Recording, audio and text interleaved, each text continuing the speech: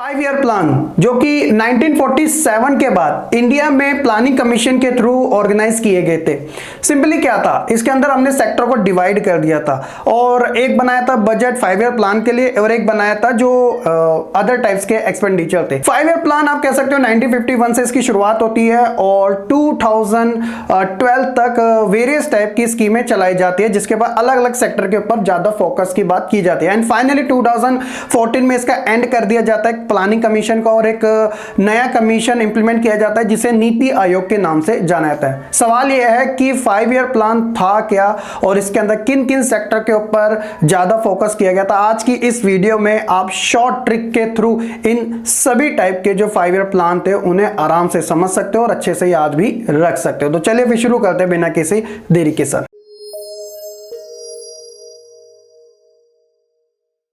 सबसे पहले एक इंट्रोडक्शन के बेसिस पे 5 ईयर प्लान को समझ लेते हैं। The idea of 5 year plan is simple. The government of India prepare a document with all income and expenditure for 5 years. तो सिंपल सी बात थी।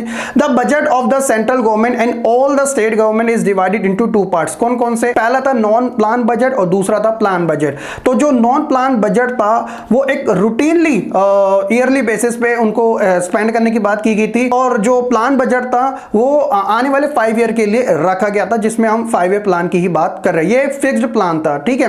The model of the Indian economy वो premised on the concept of planning based on 5 year plan from 1951 से लेकर 2017 तक। The 5 year plan was formulated जो कि किया गया था प्लानिंग कमीशन के थ्रू और इसी का इंप्लीमेंट भी किया गया था। प्लानिंग कमीशन एक बड़ा ही सिंपल सा आप कह सकते हो कि ऐसा कमीशन था जो डायरेक्ट तरीके से पास कर दिया गया था। इसके खुद जो प्रेसिडेंट होता है वो प्राइम मिनिस्टर ही होते हैं। तो फर्स्ट प्राइम मिनिस्टर हमारे जवाहरलाल नेहरू जी थे, उन्हीं की प्रेसिडेंसी में इस कमीशन को लाया गया था। अगर हम 5 ईयर प्लान की बात करें तो किन किन सेक्टर के ऊपर ज्यादा फोकस किया गया था, तो एक एक करके समझते हैं टोटल जितने भी 5 ईयर प्लान हुए थे। तो सबसे पहला जो फर्स्ट 5 ईयर प्लान था वो 1951 में इसकी शुरुआत हुई थी 56 तक के लिए, 5 ईयर ऑलमोस्ट। तो कह सकते हो कि जो पहला था ऑब्वियसली हमने अपनी जो इकोनॉमी थी आफ्टर इंडिपेंडेंस वो मिक्स्ड टाइप की फॉलो करी थी। तो हमारा पहला जो फोकस था वो एग्रीकल्चर के अंदर ज्यादा ग्रोथ लाने का था, तो इसलिए हमने सारी चीजें एग्रीकल्चर के ऊपर ज्यादा रिलाई करी थी फर्स्ट 5 ईयर प्लान के अंदर। तो जिसके अंदर हम सिमकोट के बारे में बात करते हैं। ये शॉर्ट एब्रिविएशन है जिसमें social service, industry, power, communication and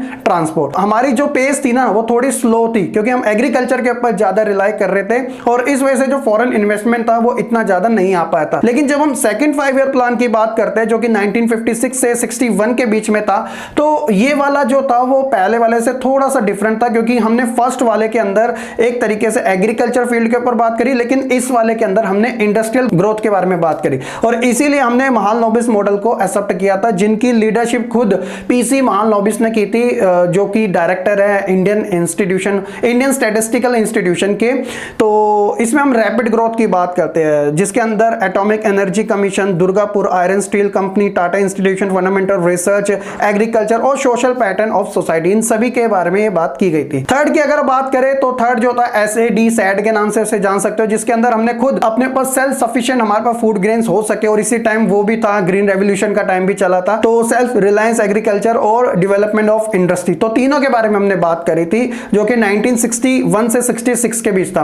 अब जो फोर्थ हमारा 5 ईयर प्लान था वो थोड़ा बहुत डिफरेंट था। डिफरेंट इस वजह से था क्योंकि हमने इसे थोड़े टाइम के लिए पोस्टपोन कर दिया था। एक रीजन बहुत सारे थे वैसे तो, क्योंकि ये एक ऐसा टाइम था पॉलिटिकल क्राइसिस कुछ ज्यादा था और ऊपर से हमारी जो इकोनॉमी थी पूरी तरीके से डिस्ट्रॉय हुई पड़ी थी और वॉर जैसी सिचुएशन भी थी। ऊपर से कह सकते हो कि हमने उस समय कह सकते हैं कि जो रुपीस की वैल्यू थी ना वो भी गिरा दी थी डॉलर के कंपैरिजन में, तो इसलिए थोड़े टाइम के लिए पोस्टपोन किया गया था and finally fourth 5 year plan जो था वो 1969 से 74 के बीच में हमें देखने को मिला, जो कि इंट्रोड्यूस किया गया था प्राइम मिनिस्टर इंदिरा गांधी जी के द्वारा और जो प्रीवियस फेलियर थे उनको रिकवर करने की बात की गई थी। इसीलिए हमने गैटजी फॉर्मूला को एक्सेप्ट किया था। इसके अंदर स्टेट्स को ध्यान में रखते हुए, उनकी पॉपुलेशन को ध्यान में रखते हुए उनके एक्सपेंडिचर के ऊपर बात की गई थी और साथ ही इसी टाइम गवर्नमेंट ने 14 मेजर इंडियन बैंक्स को नेशनलाइज किया था और साथ ही कह सकते हो ड्रॉट प्रोन एरिया प्रोग्राम भी लॉन्च किए गए थे। हमने जो टारगेट रखा था वो था ग्रोथ रेट का 5.6%, बट एक्चुअल जो ग्रोथ रेट थी वो 3.3% के आसपास थी फोर्थ वाली में। फिफ्थ 5 ईयर प्लान की बात करें जो 1974 से 78 के बीच में था, तो इसके अंदर हमने स्टैंप की बात करी थी। स्टैंप के अंदर सेल्फ रिलायंस जो कि वही चीज है, इसके अलावा 20 पॉइंट प्रोग्राम, तो इसके अंदर कह सकते हो कि जो वुमेन्स थी, आदिवासी थे और जो लेबर क्लास थी, इनके डेवलपमेंट के ऊपर ज़्यादा बात की गई थी।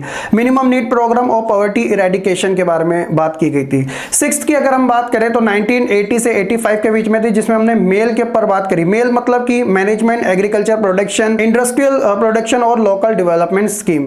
और जो सेवंथ आई वो 85 से 90 के बीच में थी, इसमें हमने EFGH यानी कि employment generation, food grain production और जवाहर रोजगार योजना और हिंदू रेट ऑफ ग्रोथ, तो इनके ऊपर हमारा मेन फोकस था। लेकिन जो 1992 और 97 के बीच वाला जो 8th 5 ईयर प्लान था वो काफी ज्यादा चेंजेबल था, क्योंकि इस समय हमने अपने देश के अंदर जो इकोनॉमिक रिफॉर्म किए थे LPG के बेसिस पे, यानी कि लिबरलाइजेशन, प्राइवेटाइजेशन और ग्लोबलाइजेशन, यानी कि कह सकते हो कि हम प्रॉपर तरीके से अब इंडस्ट्रियल ग्रोथ भी चाह रहे थे और साथ ही साथ एग्रीकल्चर ग्रोथ भी चाह रहे थे, लेकिन साइंस एंड टेक्नोलॉजी के बेसिस पे। उसके अलावा अगर हम बात करें नेक्स्ट आने वाले टाइम की, तो 9th की अगर हम बात करें 1997 से 2002 के बीच, तो इसके अंदर हमने एम्प्लॉयमेंट फॉर वुमेन्स के लिए, SC एंड STs के लिए, जो कि एक ग्रुप है। साथ ही 7 बेसिक मिनिमम सर्विस पंचायती राज इंस्टीट्यूशन, जो कि लोकल गवर्नमेंट के तौर पे काम करेगा, और प्राइमरी एजुकेशन PDS यानी कि public distribution system and nutrition security, इनके ऊपर बात की गई थी। 10th की अगर बात करें 2002 से लेकर 7 के बीच में, तो ऑब्वियसली देश की जो जनसंख्या थी वो बढ़ती जा रही थी, तो इसलिए हमने